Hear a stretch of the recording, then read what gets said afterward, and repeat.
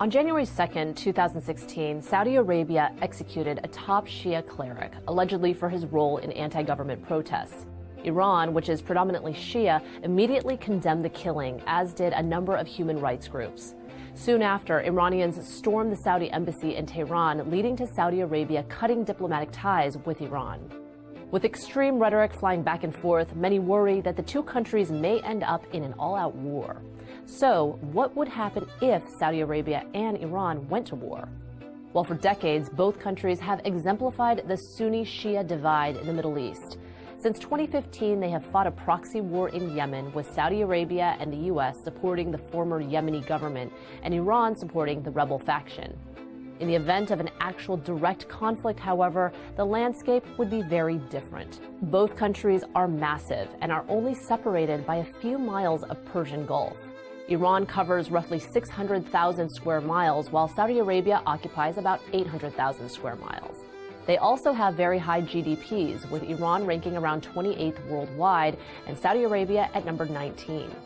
However, Iran's population of roughly 80 million people is more than 2.5 times the size of Saudi Arabia's population, which is less than 30 million. So how does this translate into an actual conflict? Well, considering their geographic locations, the two countries are close enough for a massive land battle. In this regard, Iran could potentially demolish Saudi Arabia with more than 2.3 million available military members, compared to roughly 250,000.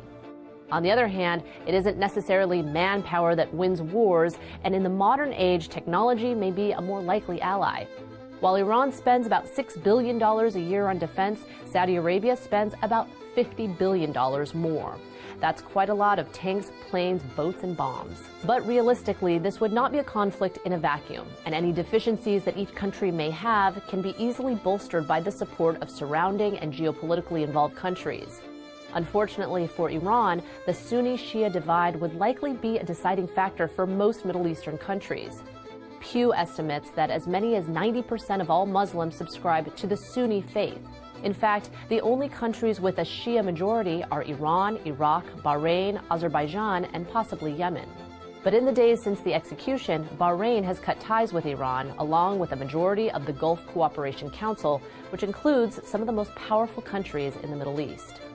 Iran has also long seen hostility with Israel and the United States, the latter of which is a direct ally of Saudi Arabia. In the end, despite a surplus of manpower, Iran's geopolitical position is much weaker than Saudi Arabia's, and without significant support, there's almost no chance of an Iranian victory.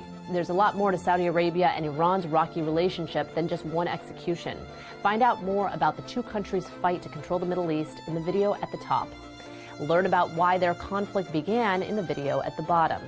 Thanks for watching TestTube News. Don't forget to subscribe for more videos. We'll see you next time.